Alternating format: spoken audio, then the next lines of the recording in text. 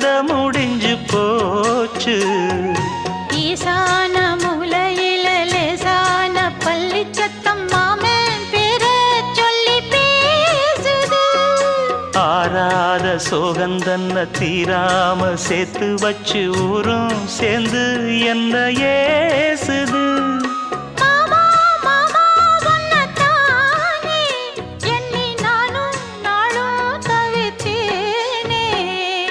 கூண்டுக்குள்ள என்ன வச்சு கூடி நின்ன ஊற விட்டு கூண்டுக்குள்ள போனதென்ன கோலக்கிளியே. கூண்டுக்குள்ள ஒன்ன